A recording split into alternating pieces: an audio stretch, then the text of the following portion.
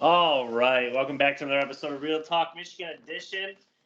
Jeff here in my new location, right here in my fancy living room, sitting in a nice recliner, kicked out of my normal recording area. Dan, how are you, man? Doing all right, man. Excited for this weekend. Very excited for this weekend.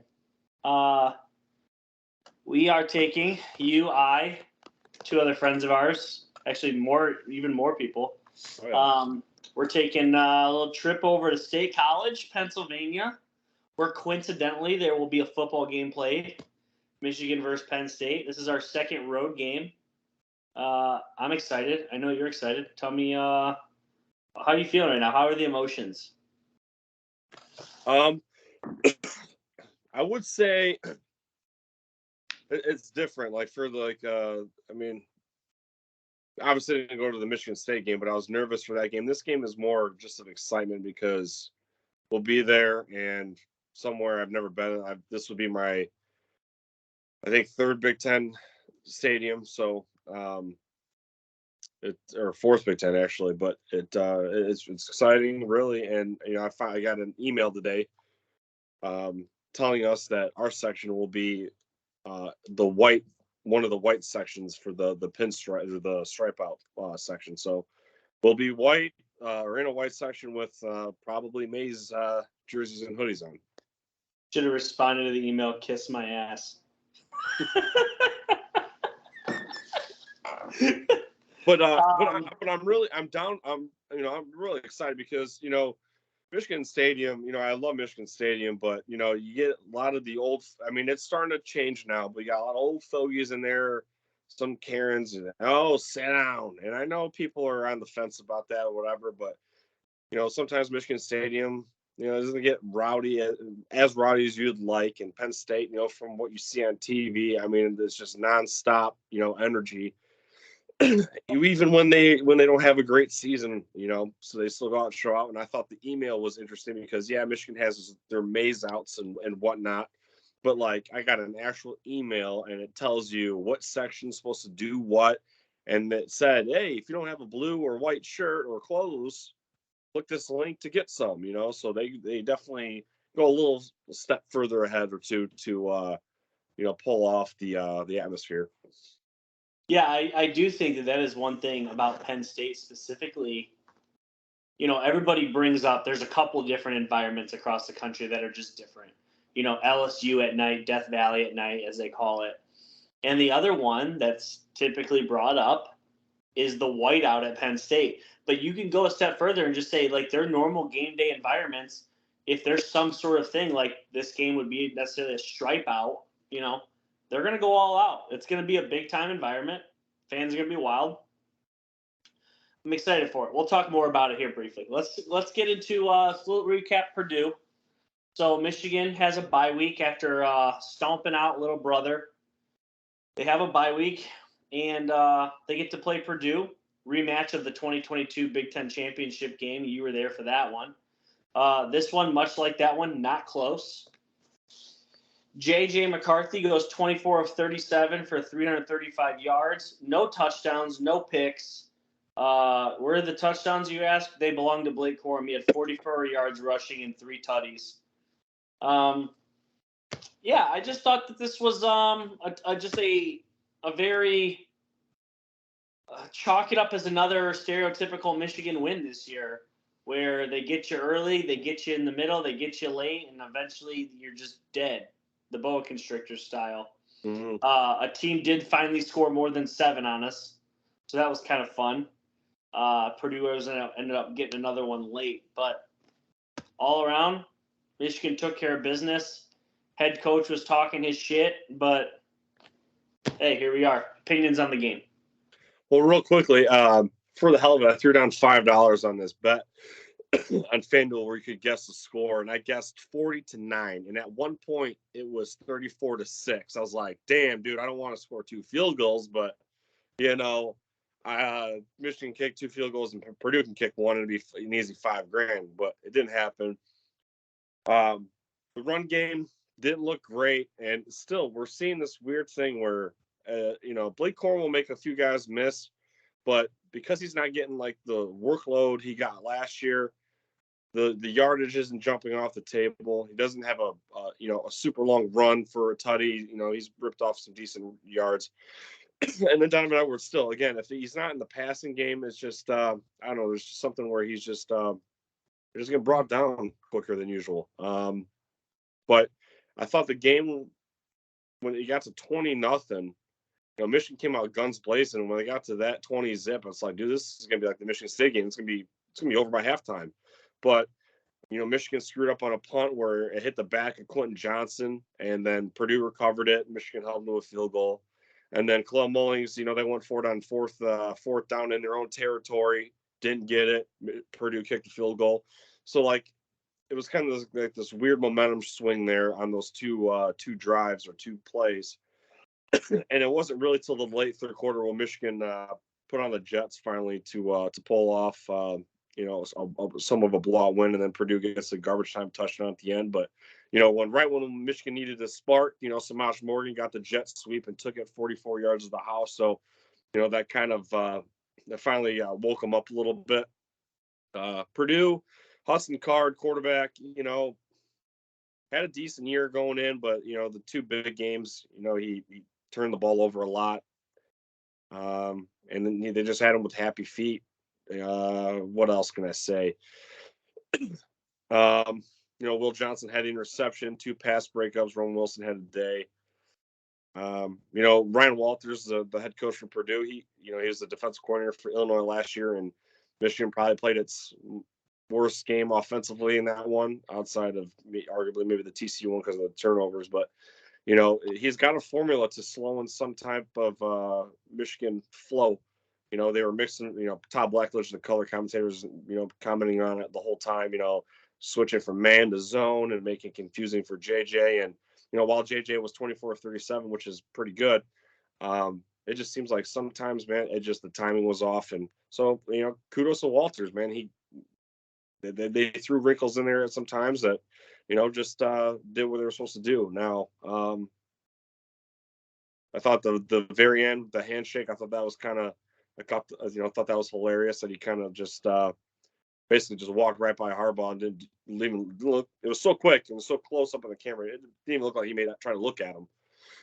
So, not a lot of respect there for Jim if you're Ryan Walters, and he kind of had to eat his own words because he was running his mouth on his radio show, and so it was a good one to see that Michigan put it to him. I feel like I'm pretty good about stuff like this, but I'm struggling. I know you're even better than me. Early Harbaugh days, fullback that seemed like every time we got on the 1 yard line, they handed it to him. He scored like 12 touchdowns that year. Was it Khalil Hill? Khalil Hill, thank you. Yes. That is literally, to kind of backpedal about Blake Corum, where the stats just haven't been there. This feels like Khalil Hill, Blake Corum days. Like, we're not seeing a lot of burst. There's probably 3 burst runs I can think of this season from Blake Corum. And none of them went for a touchdown. Matter of fact, I think he has 14 touchdowns now on the year. Is that correct? Is it 15 or 14? I think he's got 15 at least.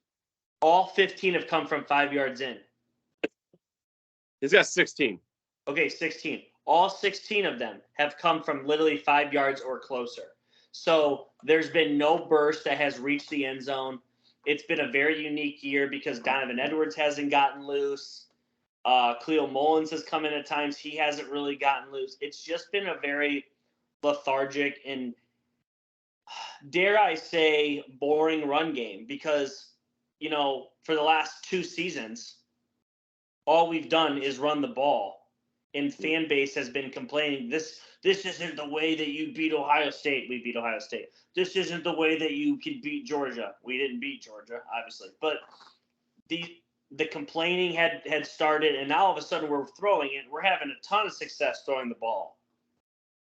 But here we are. It seems like we can't run the ball. It will be telling this weekend.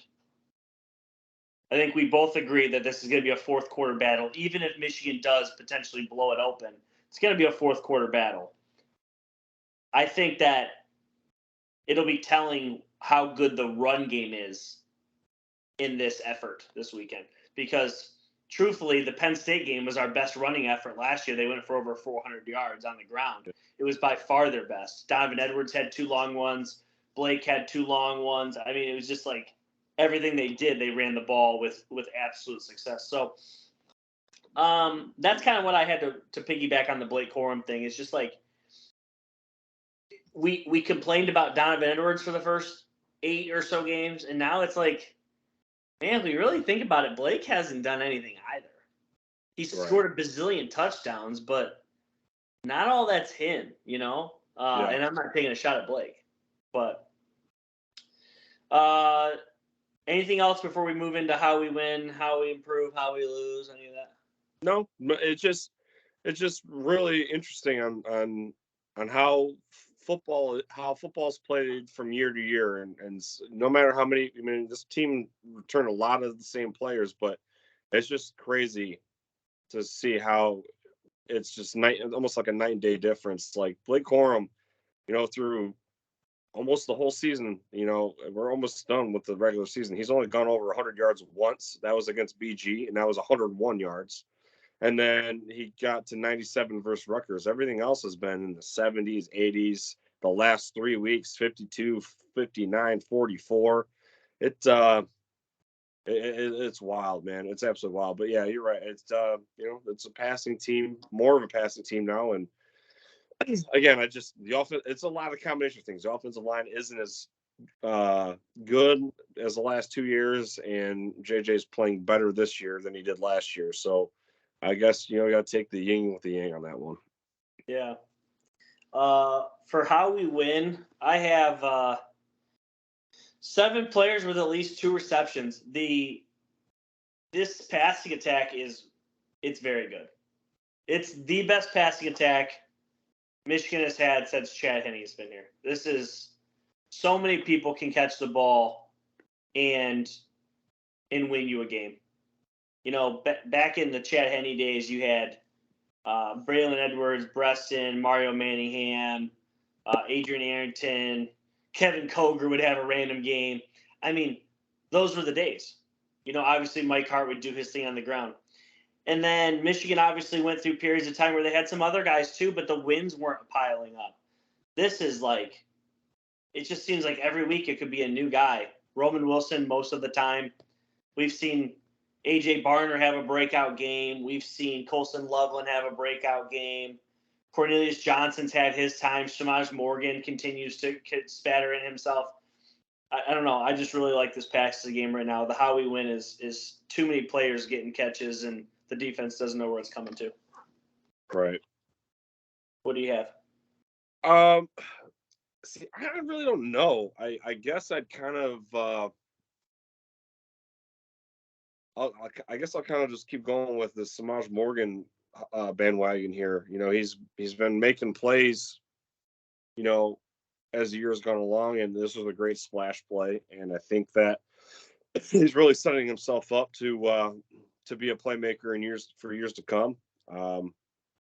Definitely was kind of wowed by the speed that he got once he got to the edge. So just another wrinkle that you got. And, Michigan under Jim Harbaugh has always had a guy that does the jet sweeps, obviously AJ Henning, Eddie McDoom, stuff like that.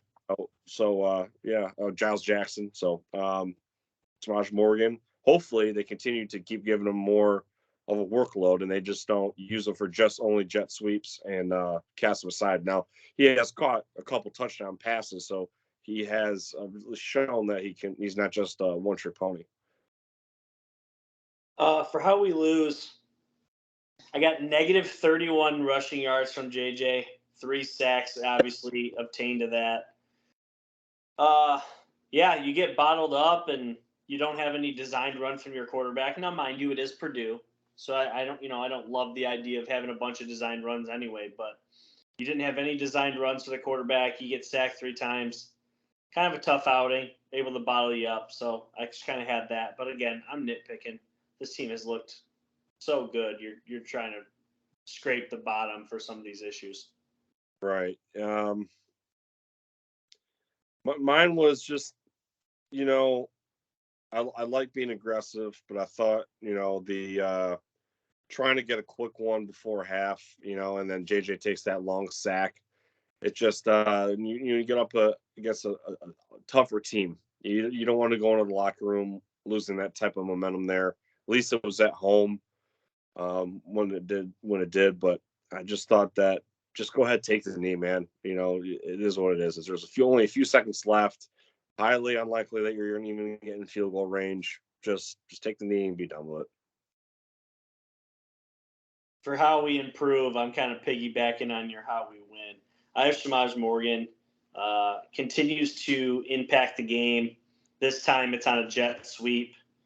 And the showcase of speed I have down here. Obviously, you already brought that up. But when you continuously add explosive pieces to the offense, you're going to get better. Mm-hmm.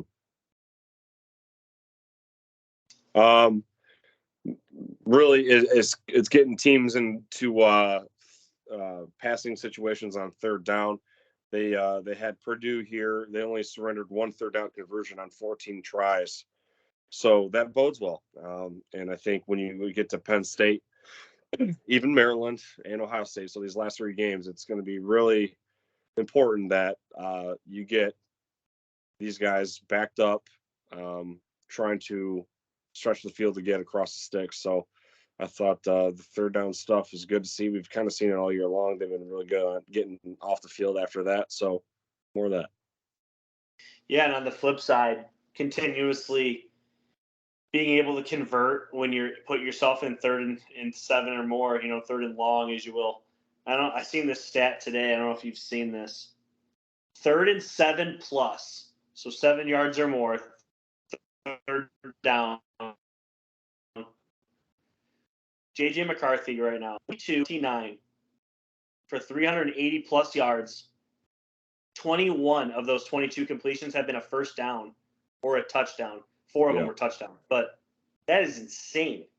Yeah. Like, that is remarkable. So continuously able to convert too, obviously. That's huge too. Yeah. But after beating Purdue, the allegations do not stop. They keep coming. There's been, it seems like, more and more things coming every single day. Some good, some bad. Some of it kind of in Michigan's favor, depending how you look at it. I'm going to kind of turn things over to you. Where are we at in the latest on the Michigan sign stealing fiasco? Well, boy, I mean, so where to begin? Well, what we do know so far that has been one of the few things consistent day after day, because this thing is what a lot of Michigan people have been saying is a psyop. It's a smear campaign. It's very, strategic. But Jim Harbaugh not having any knowledge of the length that Stallions went to get his data, to the lengths that he went through. Obviously he was on the staff for decoding opponent signals. Duh. But and how he obtained that, Jim Harbaugh so far has been scot-free. That's been consistent. Since we last spoke, Connor Sanders resigned. He put out a statement, basically saying he didn't want to be a distraction to the team, blah, blah, blah. And I thought to myself, listen, douchebag, it's pretty much already written in stone. You've already done your damage. Whether Michigan comes out unscathed or not, it's like, the writing's on the wall, fam. Like, you didn't have to apologize. You didn't have to say, I'm resigning because I don't want to be a distraction. You could still be on staff right now, and the story's not going to stop,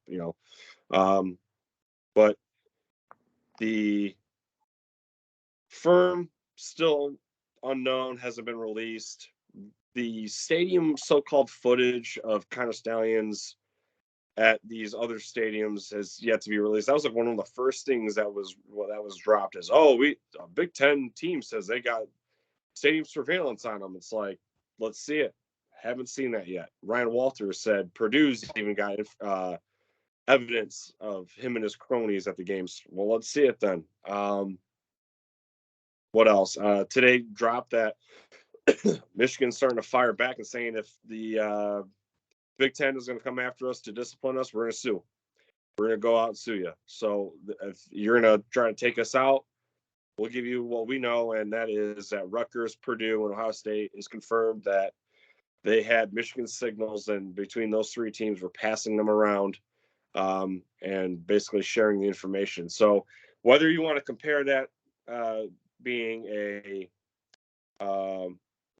with that colluding going on, you compare that to what Connor Stalions did. So he's in-person scouting, or his cronies are in-person scouting of Michigan's future opponents. And you got Michigan's opponents and future opponents sharing knowledge of their signals. So what I also find hilarious is that those teams had Michigan signals and they still got mollywopped. So, I mean, that's kind of where we're at right now. We're just kind of in a gray area. We just wait day by day what's going on. But again, if Michigan is going to get the axe from the conference, then they're willing to sue, because this has been kind of a dog and pony show. I've been trying to look at it, now, Jared Ruddick, said, I got blinders on. I'm like, I'm honestly not looking at this like I got blinders on. When this first dropped, I was like, oh, great. Then I kind of chewed what we had on at the time, digested it, and I'm like, all right, we'll see what happens. Then the Washington Post article dropped, and that's when we got the Connor Stalions, manifesto and 15 grand worth of tickets and all that stuff. And I'm like, we're screwed. Then you wait a little bit more and you're like, all right, here we go. Just more information's coming along. So, I mean, I'm in a better spot than I am 2 weeks ago. That's for sure. But I just find it very, I don't know, man. It's just, I just find it really shitty that it's being released the way it is. It's just annoying. It's just annoying.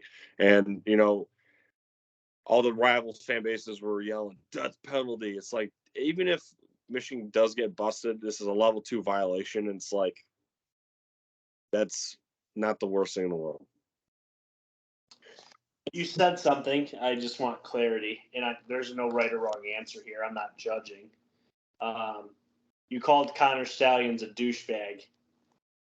Are you? He's dead to you at this point? Yeah, absolutely. Okay. This dude's a Michigan super fan. Yeah. I spoke on my show. I was listening to Sam Webb from WTKA, and Sam is a recruiting insider, 24/7 Sports, all that stuff like that, in Ann Arbor. And he was talking. He has a segment with Devin Gardner every Monday, and I think a couple of times throughout the week. And even when Devin Gardner was playing, so this was back when Brady Hoke was the head coach. Connor Stalions is in the Marine Corps, and he travels on his own dime. So the big question for a while was like, oh, you only get $55,000. How can afford this? Dude's got a Marine pension already. So he travels to the games, home, away, didn't matter. Devin Gardner says they go to the hotel in, for example, Lincoln, Nebraska, playing Nebraska, right? Connor Stalions is already at the hotel waiting for him. Not even as a volunteer yet. He's just there because he's a super fan. Then he becomes a volunteer, and then he finally gets hired last spring in 2022. And so, yeah, I think he's a douchebag because you infiltrated and nosed your way into becoming a staff member, and you have to be the smartest dumbass in the world to have the worst paper trail in history. So, like, if you're this big of a super fan, like, did you really think that you were that covert, that covert ops type, that black ops undercover? Because you did a horrible job with it. And so now I feel like now you're just putting this football team that you so-called love in between a rock and a hard place. So, yeah, I think he's a douchebag because you essentially you could potentially ruin your own. Yeah. I just I try to be realistic in the whole thing, and like obviously the way that I view this story, and I've viewed it pretty much definitely since the manifesto. This is an overzealous employee that went above his own head to illegally steal signs from the opponent, which is a massive gray area.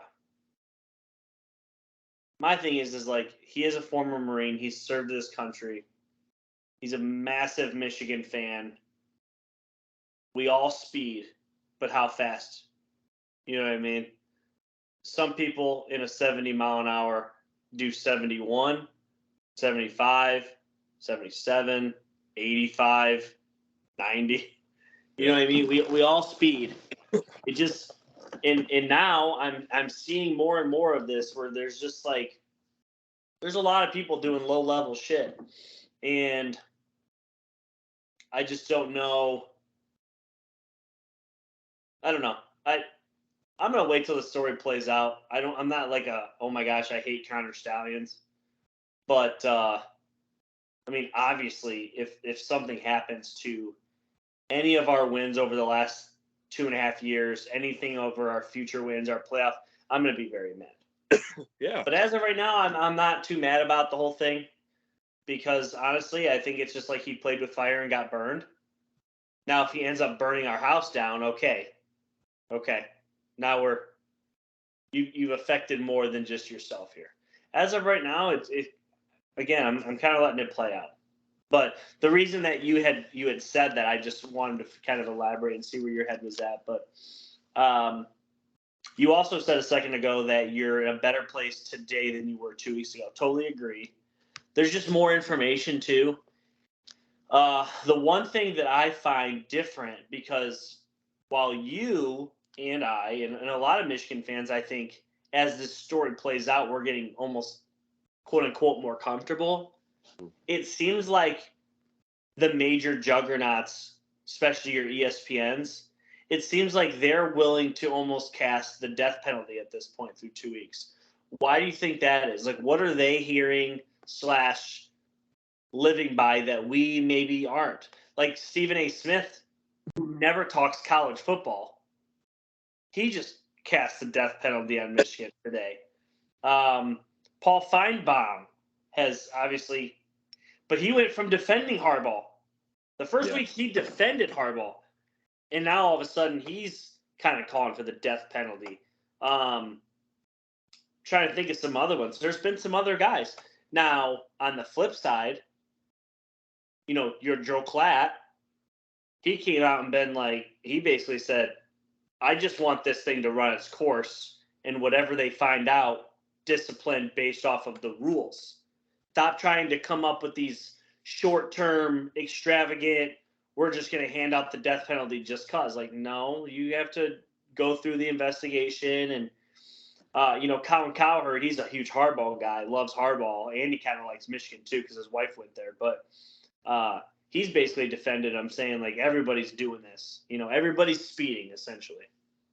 But back to my initial question, why do you think it is that, like, some of these big anchor stations after 2 weeks are now just like, that's it? I think, that's a good question. I don't know the answer to it, but I find it interesting that all of them are coming from one network. And that network, ESPN, has a lot of U of M grads on its payroll. Adam Schefter, one of them. But I don't know. I think it's just a popular take, and a lot of people are riding with it to get attention, maybe to get the clicks and views.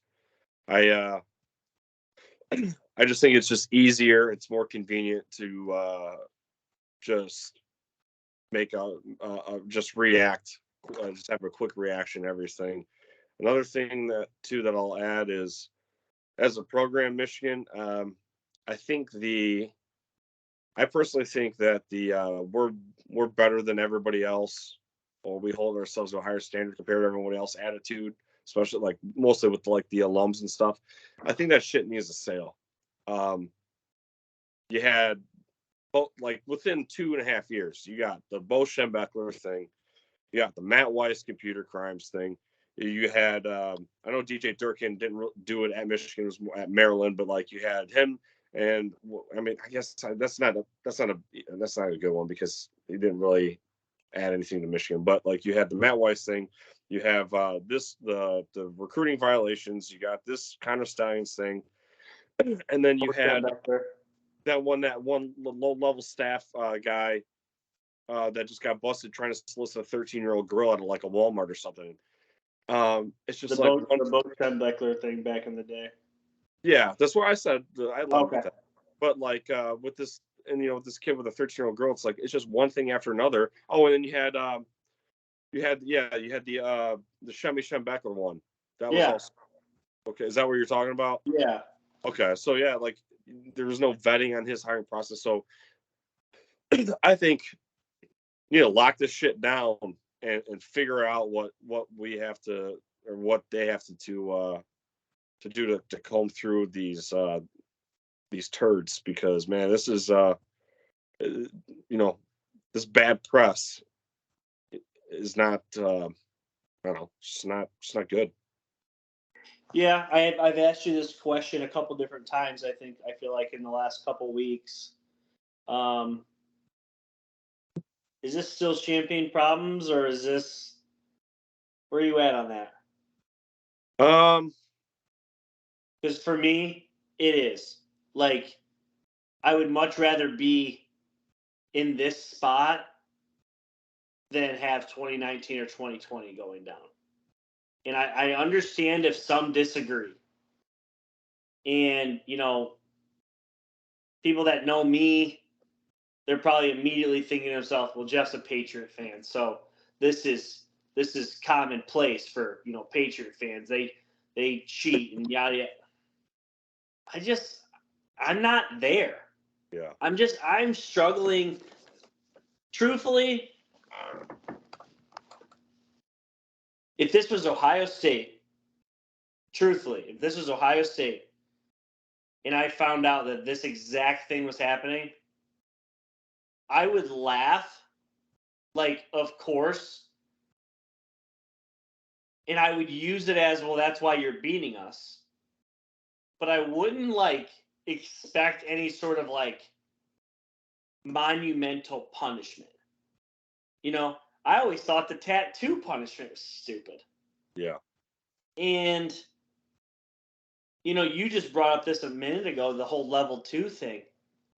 If they try to create some non-existent punishment for this BS, I'm just going to lose my mind. There was talks there for a second that the NCAA or the Big Ten was trying real hard to maybe suspend Jim Harbaugh in season. It's like, can we let this play out? Like, there's a new story dropping nightly. Yeah. It'd be one thing if it dropped 2 weeks ago and there's been no updates. Literally 5 out of 7 nights a week at 7:00, there's a new addition to this story. Yeah. And it's almost gotten to a point where it's like, for me, it's Champagne problems, but I understand if you don't view it that way. No, I mean, I'm kind of right there with you. I just, as a Michigan fan, I'm just in this position where I need a national championship, whether it's hoops, hockey, or football. Something's got to give here. It's been since '98 since hockey won a natty. It's been 1997 since Michigan had to share national championship, whatever you want to call it. Basketball's been since the year I was born. Like, at some point, just someone's got to win a fucking national championship or I'm gonna lose my shit. It's been runner up, third place, runner up. It's like, can we just win one for one goddamn time in my life when I'm an adult? So I don't know, man. I hope they just let the season play out and let all the information come out. I don't think this, you listen to Isaiah Hall from Lockdown, whatever, he's doing a lot of trust me bro sources, but he's talking like, you might not see this end for another year or two, so but all these wackadoos on ESPN can shove it, like, Reese Davis going cheaters and best. Shut up, you moron. Just fuck off. Just fuck off. That's I haven't watched Game Day in the last few weeks just because of it, because everyone's just coming out with these like obnoxious over the top takes, and to me it's just nauseating. So I haven't watched College Game Day. And when I see it on my Twitter, it's like watching a bad car accident. You can't help but look at it, but you want to just look away because it's just getting real old, quite frankly. So as long as Michigan comes out on this, fairly unscathed, or at least I want to say on top, I mean, I'm all for it.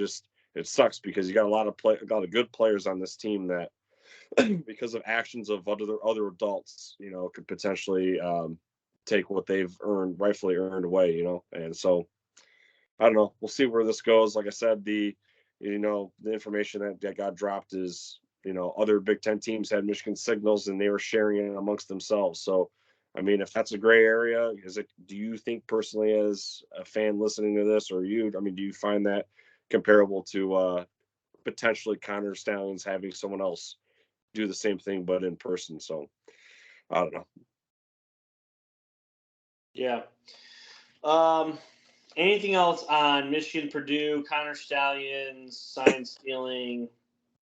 Anything else? No, not really. Okay. Do you happen to have a couple of the highlighted games from last weekend?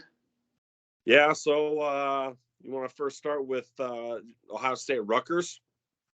Yeah, I thought Rutgers once again. First off, Rutgers is having a tremendous season. Shout out Rutgers. Shout out Rutgers. Once again, kind of fuddled around in Ohio State, kind of playing with their food. Part of it because they're not talented offensively. Part of it because they're very talented defensively. Yeah, I wasn't super impressed with Ohio State, but to be honest, I haven't been all year. Their two victories. They're two great victories, beating Penn State and beating Notre Dame. The Notre Dame one kind of looks worse every week, and the Penn State one, we'll see how good that one was this weekend. So, yeah, I don't know. That's all I have on that. What about you? Well, yeah. Excuse me. Travion Henderson's been back. He's been healthy for the last 2 weeks. He's been kind of the bell cow guy. They've been effective on the ground in the rushing side of things. And it took them, they're down 9-7 at halftime. And then they come back and score 28 points. And, Marvin Harrison, does his thing again. But it was at 4 catches for 25 yards and 2 tutties. So, a little bit of hot and cold there, I guess. But, their passing game is inconsistent at best. So it's just one of those things where you see Michigan kind of, go the other way, and you see Ohio State kind of in between, and being a bit more balanced attack. I don't know. It's just interesting to see. But Rutgers definitely a better football team than I thought they were going to be. I had predicted them only to go 3-9. They're 6-3 right now. So Shiano is, not going to be competing for the East Division this year. But they got a pretty solid team overall. Their quarterback play is pretty bad, but they got a good run game. They put 159 yards or one. The running back Monagai, whatever, he had 159 on the ground against Ohio State. So something to be said about that. Next was Georgia, Missouri. Yeah, Georgia just takes care of another ranked opponent. Missouri's not a world beater, but they did only have one loss to their credit. I don't have a ton of comments on this. I didn't watch this game. I've been watching a good fair share of a lot of college football games. I have not watched a single Georgia game this year, I don't think. Not one. Not one. So I did see that they won this one, and as of now, they stand defeated. Yeah, I'm not really one to watch Georgia, or I don't really watch the SEC games, to be honest. And I don't know if I guess there's just a familiarity with the Big Ten, and so I tend to watch more of those games than anything more closely. And now that I have YouTube TV, I have the quad box. I kind of, when you have a quad box, it's awesome, right? Football fans' dream, but it's kind of hard to obviously detail each game. Yeah. Kind of see a highlight here or there. But Georgia. I mean, it was 10-10 at halftime, and Georgia kind of pulled away in 14 points in the third, 6 in the fourth quarter, and Missouri had to do a 2-point conversion, I believe, to make it 21. But it was a close game at first, and Georgia, I mean, really got their first kind of, I guess, test of the year against the Tigers, but they pull it off. See, the next one, the over-under on this game was 76, and we ended up getting 94 points. Washington beats USC. Yeah, USC can't defend a soul, but neither can Washington. But Washington has a little bit better of a defense and is able to run the ball. Michael Penix in Washington looked unstoppable for the first month of the season. They beat Oregon. You think they're going to literally run through everybody, and it's like ever since that game, they've shown a lot of weakness. Yeah. If the playoffs started today, I would leave them out. And if you only took one from each conference, you'd take, again, if it started today, you'd take Georgia, Ohio State, Florida State, and I mean, honestly, I'd put Michigan over Washington. And, the Big 12, as of right now, is probably not going to get a team in unless potentially Texas. And I would actually I think Oregon's going to take care of Washington, so I'm not too worried about that. But I would feel better putting a one-loss Texas team over Washington right now. I just feel them regressing. And they're going to probably have to play Oregon. I don't know if it's going to go well for them. We'll see. I don't know. Washington is a team I have turned on. I've turned on them. Yeah. Yeah, it was a wild game. Dylan Johnson, the Washington running back, carried it 26 times for 256 yards and 4 touchdowns.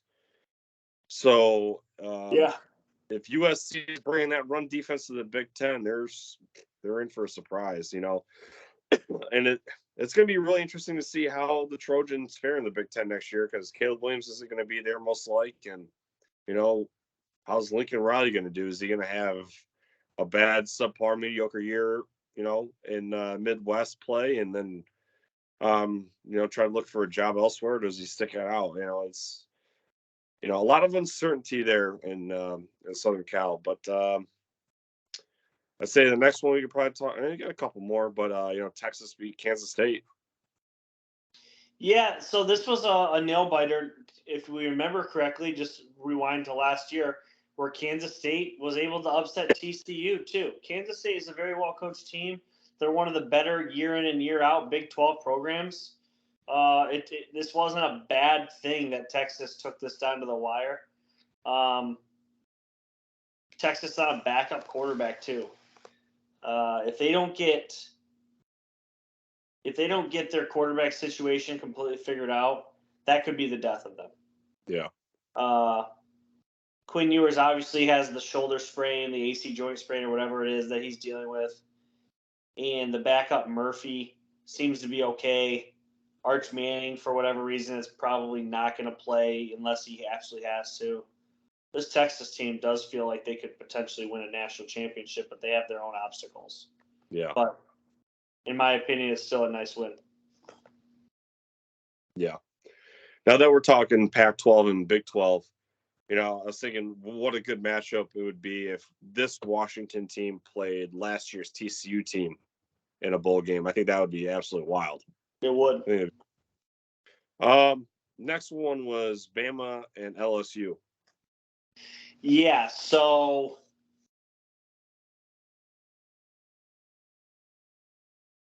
Alabama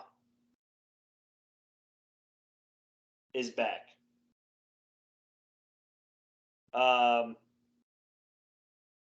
Personally, today, for me personally, the way that this season wraps up, I don't care what order you want to put them in. I think the teams that get in, Michigan, Florida State, Oregon, Bama. I think that is your Final Four. And I know that's not going to be super popular for some reasons, but Alabama is finding ways to win. And ever since they lost to Texas, the very next week, they struggle with South Florida. And since that moment, they have kind of reinvented themselves. And they've been Yeah. fantastic. It'll be interesting when they go against Georgia in the SEC title game, how that game plays out. Because for me right now, I think Alabama wins that game. Yeah. And Bama probably just figured things out in the right time because they got the quarterback situation figured out. Jalen Milroe played like Michael Vick again in this game. So, in regards to his legs, his mobility, so you go back to September against Mississippi State. These are the last 5 games. So his rushing, he was 11 for 69. Texas A&M 8 for minus 31, so he got sacked a bunch. 11 for minus 19 against Arkansas, he got sacked a bunch. Tennessee, he was 9 for 3 yards, probably got sacked too. This game, he carried the ball 20 times for 155 yards and 4 touchdowns on the ground. And then in the air, he threw, for 219 and no touchdowns. So I didn't watch the game, but that stat line's wild. Like that's absolutely wild to me that he pulled that off. But yeah, they figured something out, and yeah. Let's see here. Let's go back. Next, we got. I figure we bring this up. Oklahoma and Oklahoma State. This is pretty much in the foreseeable future the last time these guys ever play against each other. And Michigan's former fourth string quarterback Alan Bowman beats the Sooners at home. He throws for 334 yards, no touchdowns, but thought that was pretty cool for Alan Bowman. What'd you think? Yeah, totally agree. Shout out the Wolverines, man. Oklahoma has not been the same since Angelo Anthony got hurt. Literally. I don't know. I didn't think he was that much of a playmaker for them, but they have been a completely different team. And at this point, they are out. If the season ended today, they are out. Even if they beat Texas to end the season, they are out. No more other comments. Oklahoma had one of the better resumes going into the college football playoffs if they stayed undefeated, and they have shit the bed. That's all I got. All right. Let's do.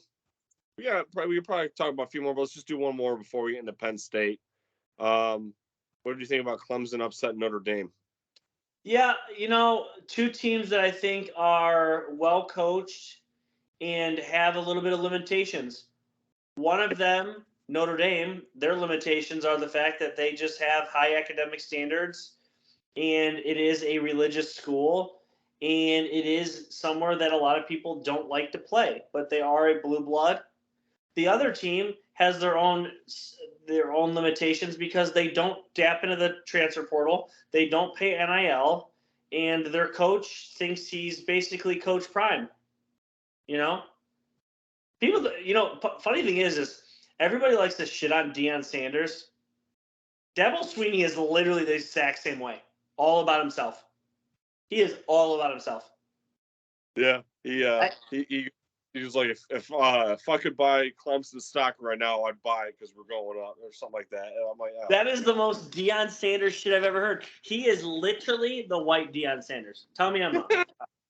Tell me I'm wrong. So at this point, both of those teams are obviously down. Neither of them are a playoff contender. It is what it is.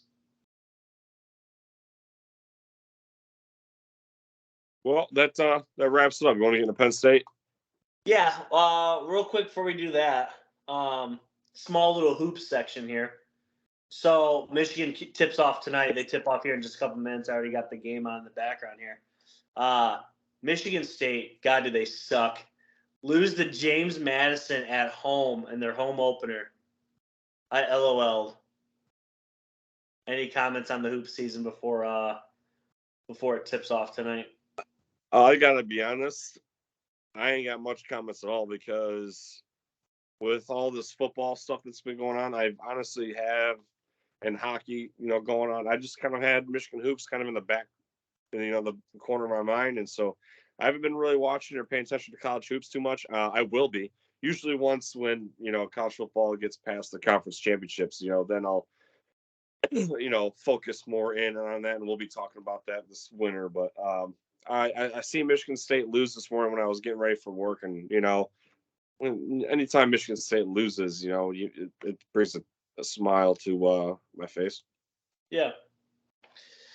All right. As for now, I'm ready to talk some Penn State. You ready? Let's do it.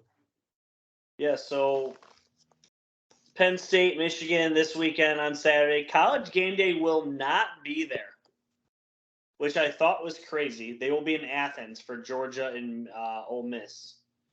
So Penn State and Michigan in their last 9 games, Michigan is 6-3. That's since 2014. Weirdly enough, the last 3 games, the losing team has had 17 points on the dot. Call that for whatever that is. But this has been the last 2 years played well by Michigan. They had the come from behind 2021, and last year was the absolutely dominant ground game. There for a minute, this matchup was determined by who was the home team. And I'm kind of hoping that this team has kind of just turned a new leaf, and that's not going to be the case on Saturday. Yeah. But overall, without talking about our weekend, let's just talk about the game for a second. I'm more worried about the environment than the team. Is that fair? Yeah. Yeah. Yeah, I just think that Michigan is so much better than them. And I've said this a bazillion times on the pod over the last several weeks, and this team just embraces road environments differently than a lot of other teams do. So Yeah. I don't know. I feel really good about the game itself. What about you? My gut feeling, I really feel this is going to be a toe-to-toe battle. I thought that last year, and then the second half, boom, Michigan, takes off and literally runs with it.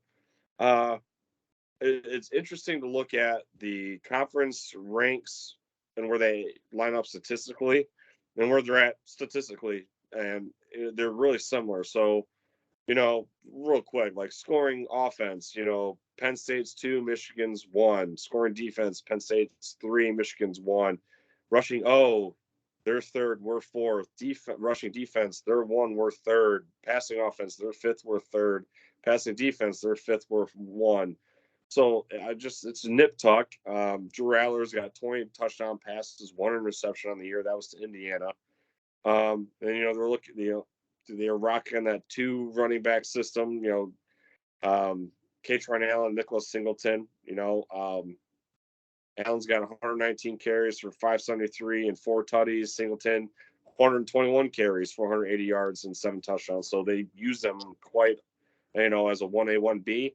They got literally, they utilize tight ends, not like Michigan does, but they got a wide receiver, Keandre Lambert-Smith.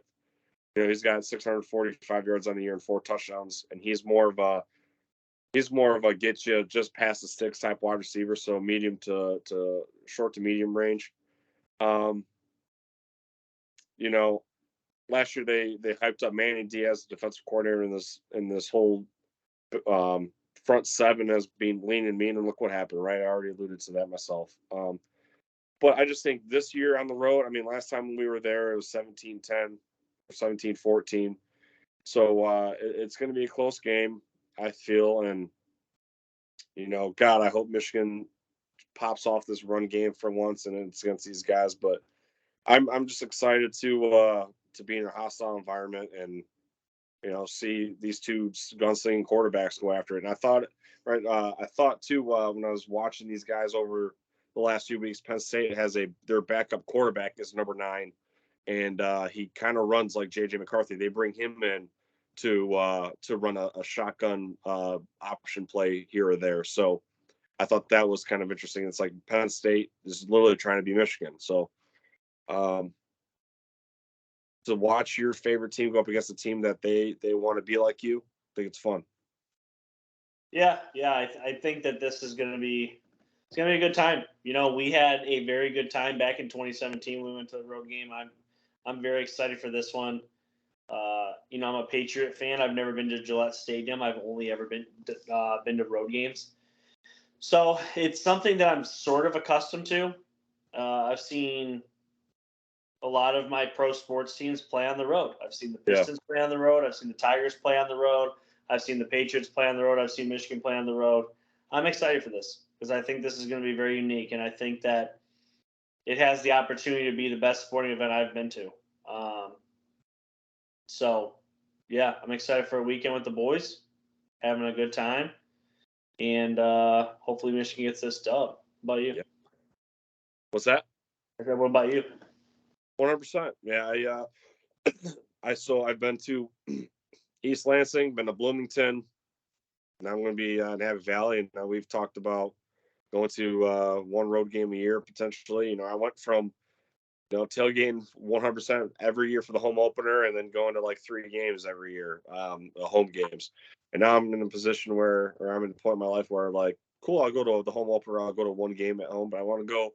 We'll start traveling to these other Big Ten stadiums and seeing everything, and eventually spreading out farther into maybe Cali one year. But yeah, I've seen Penn State numerous times in the big house. Want to see what this is all about, and again, we're going to be in one of the most 107,000 people. This is the stadium that competes with Michigan and who can cram the most people in it. So yeah, I'm definitely excited. We got a parking pass. We're gonna be right outside the stadium tailgating. We got 7 dudes. We got a 4-bedroom Airbnb. It's gonna be a great time, man. 5-hour drive ain't shit, and we're just down to see it on a good old Big Ten game. But obviously, we want to see the boys win. Yeah, yeah. What do you got for first off? Anything else on Penn State? No, but I will say I'm glad this game is happening when it is, because I know when Michigan going into, we had the bye week, then Michigan State game and Purdue. Going in that Purdue game, it was like this time last week, everyone was like in the media, like making, are they going to play the game this weekend? Purdue going to cancel on them, blah, blah, blah. Luckily, thankfully they didn't. I just wanted this to play out, so I'm glad that, this game's happening. So just don't want anyone to bitch out. And, I don't know. I'll be interested to see how the media's reaction, how social media will react to a Michigan win, whether it's a blowout or a close game. And I always used to say Michigan's damned if they do, damned if they don't. Whatever they do, they get criticized harshly for whatever flip of the coin it is. And so in this game, it's like, if they win big, are the rival fan bases, are they going to try to tear it down and come up with an excuse of why it happened? Or if Michigan loses this game, they're like, see, I told you so. Or if Michigan wins it close, it's like, oh, see, they only won close because they didn't have the signs. And to me, I just I really don't like to think about it, but I thought I had to mention it. And one more thing too before we move on is this other argument, like Mike Vlunny, especially is using on 97.1 out of Detroit, obviously Spartan Slappy, is that explains the last few years why first half they drag the feet and the second half they blow them out. It's like listen, jackass, like every team, pro, college, like everyone makes second half adjustments, and every half is always a different script. It's always different. It's never the same. Like Ohio State, when they kicked the shit out of Michigan State in East Lansing, it's like it was 45 or 49 to nothing at halftime. What happened in the second half? Hardly anyone scored because the starters got pulled. The mood changed. The momentum died off. Michigan. If Michigan had all these signals or whatever, you think they would just kick their ass from the first minute to the last minute. That argument doesn't make any sense. Every team makes second half adjustments. So that's probably the most annoying thing to me about is just the rationale that these retards are using. What do you got for this weekend's slate of games? All right, so this weekend there's another handful of goodies. I would say maybe one I would, if I wasn't in Pennsylvania, I'd maybe keep an eye on Bama, Kentucky, maybe just because Kentucky's at home. You never know with those guys. Time's that game at? Noon. Yeah, Bama should win that one. I think it is this next one at 3:30, Miami versus Florida State. Florida State's I just think that Florida State is head and shoulders above everybody in that conference. Does that mean I think they would go head to head with the Big Ten or the SEC or the Maybe not, but as far as the ACC, they are the best. I think they win this game. I agree. The only reason why I'm bringing this up is because Miami is 6-3. They've fallen flat on their face after their coach blew the Georgia Tech game.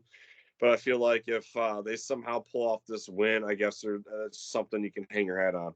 Yeah. Next one is number 18 Utah going to number 5 Washington.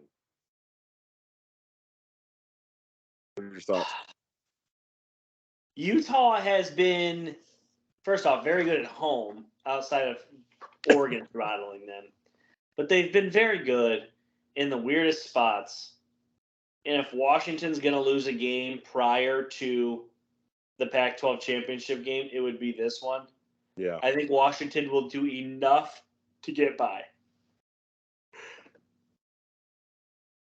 Yeah, Kyle Whittingham, the head coach of Utah, whatever, is getting a lot of praise lately about being one of the best coaches in the country, and it's surprising it took this long for people to realize that.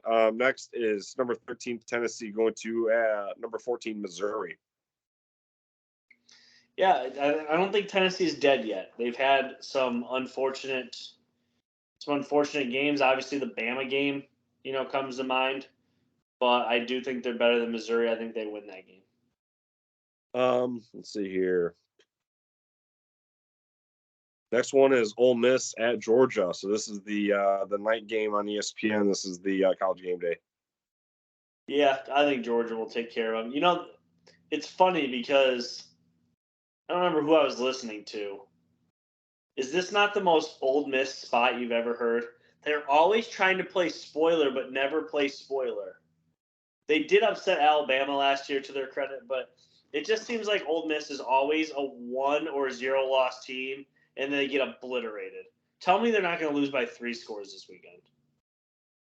I agree with you. And who do you think? All right, who does Ole Miss compare Ole Miss to another school? Who do they remind you of? That description of what you just said with them. Who do they remind? I mean, Penn State. Yes. That's exactly what I was thinking. You're like, the way you explain that, I'm like, dude, that's freaking the Nittany Lions, dude. I was gonna say it's literally Penn State. I mean, now, dude, that's always Ole Miss. They're either a 0-1 loss team. You always think they can play spoiler, then they get their ass kicked. We sit here and shit on Penn State right now, and then watch we eat our own words, but not happening. But no, seriously, I instantly thought of Penn State when you're describing that, and I'm like, yeah, you know what? Yeah, this is kind of like Penn State. I really, outside of that, you got, Oregon State. They're number 12. They're hosting Stanford, so West Virginia's on the road at Oklahoma. That game probably would be a little bit more, pretty more interesting if Oklahoma wasn't 7-2. Is Arizona ranked yet? Arizona's ranked 21. Who are they playing? They are on the road at Colorado. That's fun. What time's that game at? 2 p.m. Ugh. This one, Arizona's a 10.5-point favorite, and the over/under on that is 54.5. Arizona's a 10-point favorite? Yeah. Wow. Yeah. I texted the group Sunday morning, our fantasy football group chat. I said, the Arizona Wildcats are the most underrated football team in the entire world. More than the NFL, college. They are the most underrated. They do They just play really hard. Yeah. So good on them. Good Yeah. on them. Real quick, these last 5 games, again, they're not ranked head-to-head matchups, but to me, they would traditionally normally have intrigue. Michigan State is on the road in Columbus. They're probably going to get blown out. Texas is on the road at TCU. Still probably could be a good game.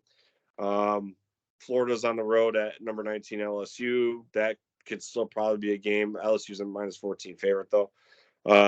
Duke travels to North Carolina. And then USC is on the road at Oregon. It's like what that game's on at 10:30. It's like, what kind of do you think Caleb Williams is? Where is he at mentally? That dude had a mental breakdown after the loss. Where is he at? I think it was where or who are they playing? USC is on the road at Oregon.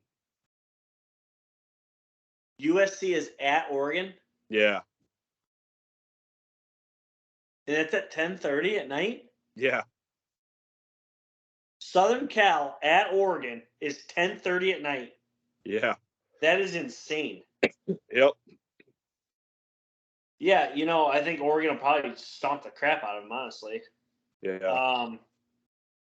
But it'll give Caleb Williams some time to stat pad because he'll be trailing most of the game. Yeah. So. It was probably after USC lost their second game. I can't remember if it was I don't know, is it Emmanuel Acho? The former player that's on ESPN. That's what I'm thinking of. I think he tweeted out something about entertaining the idea to shut Caleb Williams down for the rest of the year. Am I remembering that right? I've heard a couple of people bring that up. Yeah. And that's just simply like the whole college bowl game scenario. Yeah. Because now he has nothing else to play for, and he's the consensus #1 pick. Yeah. I've heard it. What do you think about that? Would you, if you're a USC fan, where would you be at if he just like, nah, I'm not playing anymore? I think I would just understand. First off, he comes there, he chooses your school because of an NIL deal / head coach. Yeah. He does win the Heisman in his first season. And then the hype is just so high because they legitimately said, you have to take this second Heisman from Caleb. Like, it's going to be his. You have to take it from him. I don't think anybody took it from him. I just think he straight up lost it. Yeah. And maybe it's the pressure. Maybe it's a lot of things. But the team's not very good. Yeah. And if, it'd be one thing if he dipped after 1 loss or 2 losses. It's now 3 losses. Yeah. If they lose to Oregon, then it's 4. I wouldn't care if he got shut down if I was a fan. Right. Truthfully, I wouldn't. Right. So they're 7-3 on the year, and even in the games he wins, like for example, the Colorado game, Colorado's 1-5 in the Pac-12. He had to throw 400 yards and 6 touchdowns for them to win by 7 points. Yeah. Now you say that, but they were up at one point, right, 30 points. Right. And this next one here, again, the Washington game, lose 52-42. He went through 312 yards, 3 touchdowns, lose. The California Bears game, like those guys are unranked, middle of the pack. Yeah. For 369 yards and 2 touchdowns to win by 1 point. So, the dude is. You can be critical of him if you want, but the dude has got to throw for video game numbers for USC to be, to win. The cool thing is that he always does throw for the video game numbers. Yeah. 28 touchdown passes and 4 picks on the year and just under 3,000 yards already. And he's still got potentially 3 games left. So one question I wanted to ask, Michigan goes into East Lansing and beats Michigan State 49-0. What would an impressive victory look like for you, Ohio State at home over Michigan State? For Ohio State to beat Michigan State, an impressive win. What would that look like? Well, if you're a Buckeye fan, you're probably going to be like, if it's not 52-0, then it's not a win at all. I don't know. If I was a Buckeye fan, I'd be psyched to shut them out. I don't think Michigan State even kicks a field goal in this game. So I would be, if it was like 35-0, you get up 35-0 early third quarter, pull the starters, milk the clock. I'd be happy with that. But that's me. I'm not, Yeah. Okay. Well, anything else you got? No, man. Just super excited. We'll be taking plenty of video while we're at the game. I know Snapchat will be going crazy, but we're gonna be up in one of the end zones, and just excited to be in Penn State, man, and be with the boys. Yeah, very excited. We'll get this pod uploaded here for your weekly listens. Subscribe, unsubscribe, check out the YouTube channel, subscribe to that. Basketball season's back, and we are in November. We're in the meat of college football. It's a great time. It's a great time. And, make sure you peek into next weekend's episode. We're going to be talking recap of the Penn State game, our experience there, Maryland, college football playoff rankings. By the way, they were unscathed. That's why we didn't really bring them up. But, yeah, here we are. We're getting closer and closer and closer. That's all I got. I'll see you next time. Go Blue.